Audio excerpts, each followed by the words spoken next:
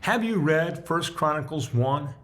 It may have been a while, but do you remember writing a paper for school? Whether it was you or maybe you were helping one of your children, you remember it was very involved. You were expected to do research on whatever topic was chosen and then bring that all together to write the paper. When we open up these first two chapters, our eyes are likely to glaze over. How many times did you wonder how a name was pronounced? These are the types of passages very few offer to read aloud to the rest of the class, right? I'll do my best to read these verses 4 through 10 in the first chapter. Noah's son Shem, Ham, and Japheth. Japheth's sons Gomer, Magog, Madai, Javan, Tubal, Meshach, and Tiras. Gomer's sons Ashkenaz, Riphath, and Togarmah.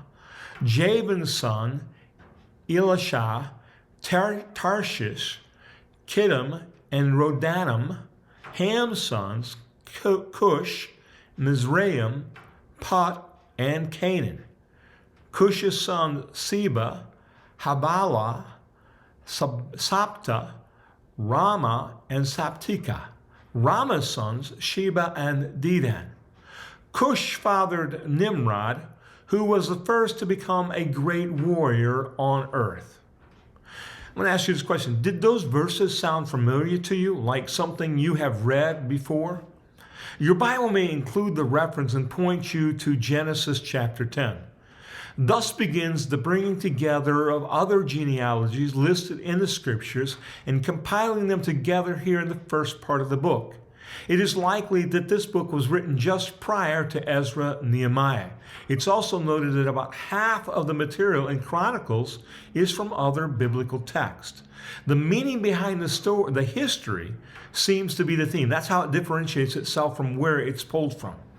In the last passage, we read about Nimrod, and just like in Genesis, he is the first one where commentary is given. The chronicler shortens it up a bit here. You may have read that and pictured a modern version of this Nimrod in camouflage, muscular, mean, and carrying a bow, a man's man. Before you put his likeness on the back glass of your pickup, understand that Jewish history is overwhelmingly negative concerning him. He is further described as evil. This is the Jewish history. He is further described as evil, spiritually unproductive, builder of the Tower of Babel, who made all the people rebel against God, and last but not least, the enemy of Abraham. Keep reading. Encourage others to read and expect to find more gems to help us live like Jesus. Thank you.